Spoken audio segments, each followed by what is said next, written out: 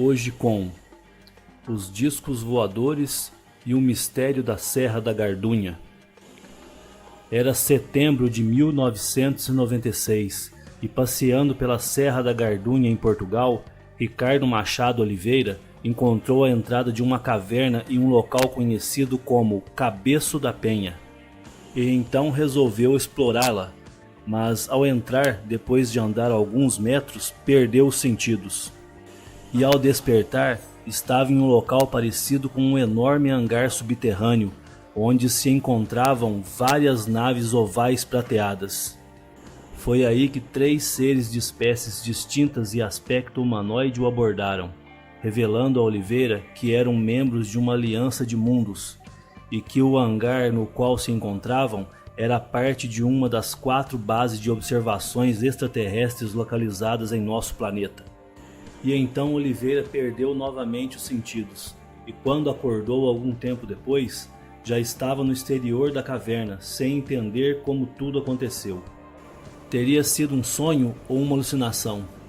Intrigado, buscou informações sobre o local, descobrindo que a caverna fica a 1220 metros de altitude em relação ao nível do mar.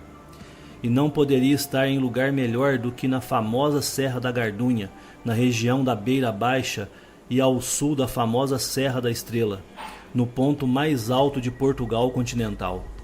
Conhecido em todo o país como um dos mais ativos hotspots ufológicos e com uma incidência realmente impressionante, a Gardunha pertence ao distrito de Castelo Branco e é bem menor em comparação com a maioria das serras portuguesas, mas com grandes valores de patrimônio natural, histórico e cultural para o país. Sua encosta leste é a mais incomum e conhecida, formando uma crista montanhosa em forma de anfiteatro, característica típica dos antigos círculos glaciares.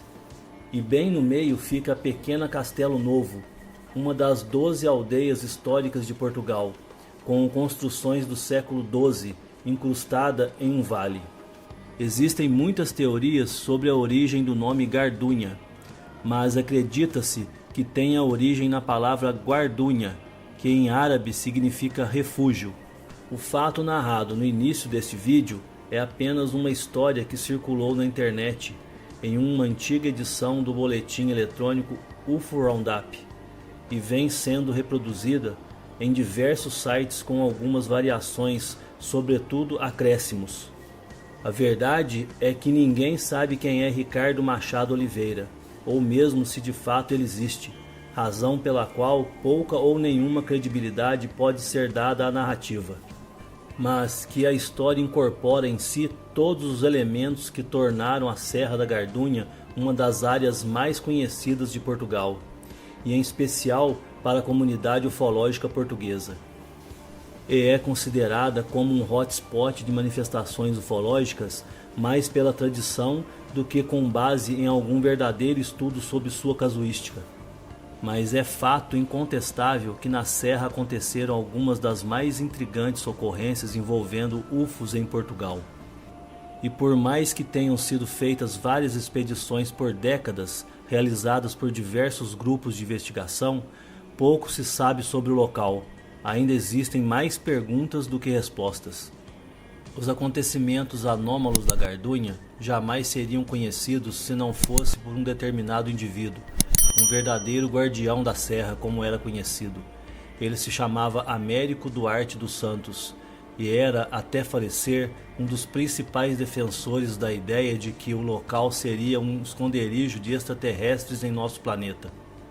Nascido em Lisboa, Santos teve uma experiência pouco comum na década de 70 do século passado, quando, após perder os sentidos por alguns segundos ao volante, descobriu estar inexplicavelmente perto da aldeia de Alpedrinha, na Serra, e não tinha ideia de como havia dirigido até lá.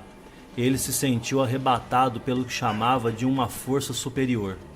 Estacionando o carro, pôde ver diversas luzes pequenas sobrevoarem as montanhas em todas as direções, e pelo fascínio do local, resolveu trocar a cidade pelo campo, instalando-se aos pés da Gardunha para investigar aquilo que tinha observado, e os fenômenos só aumentaram.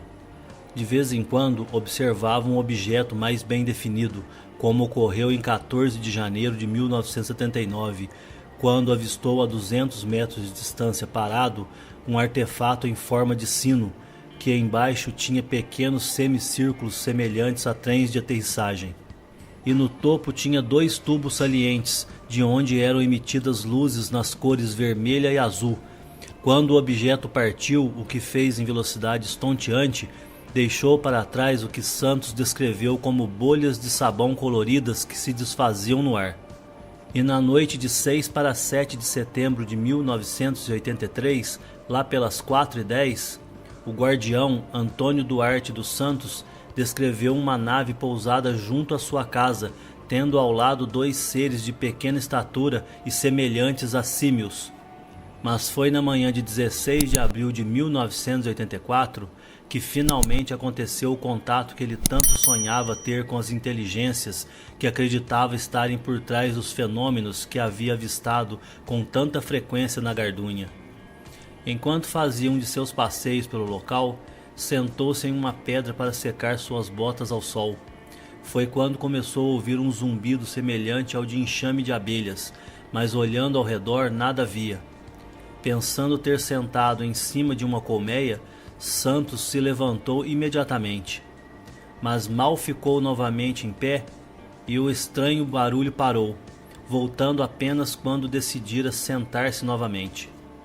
Intrigado, resolveu olhar melhor em volta e viu na encosta da serra um foco luminoso que veio em sua direção, enquanto ouvia na sua cabeça a frase: "Américo, não tenha medo, não lhe faremos mal."